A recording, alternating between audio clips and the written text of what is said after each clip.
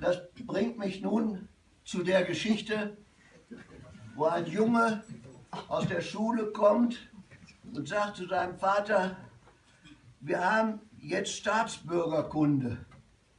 Kannst du mir mal erklären, was Politik ist?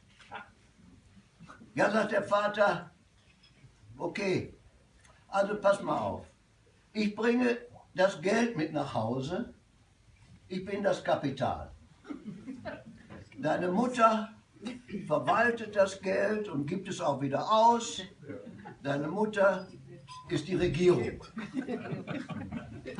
Der Großvater, der noch hier bei uns lebt, der passt auf, dass alles mit rechten Dingen zugeht. Das ist die Gewerkschaft. Und die Anna, die bei uns im Haushalt mithilft, das ist die Arbeiterklasse. Und für wen tun wir das?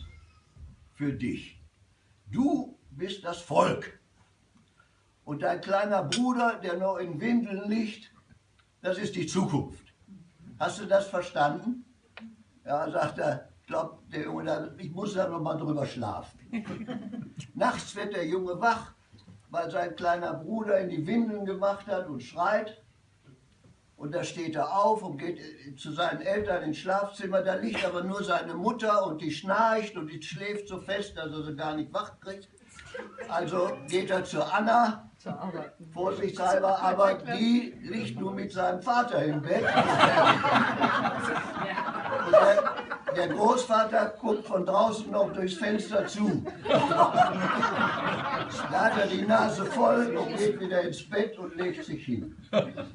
Am nächsten Morgen am Kaffeetisch sagt sein Vater, hast du nur begriffen, was Politik ist? Da sagt er, ja, das habe ich jetzt begriffen. Also, das Kapital missbraucht die Arbeiterklasse, die Gewerkschaft schaut zu und die Regierung schläft.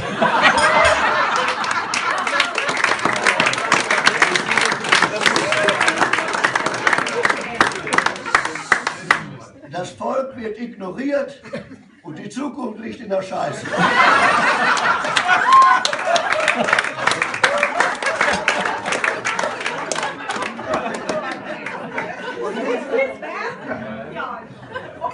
Und nun wünsche ich allen noch eine schöne Adventszeit. Alles Gute zum neuen Jahr und ich freue mich auf einen schönen Abend mit euch.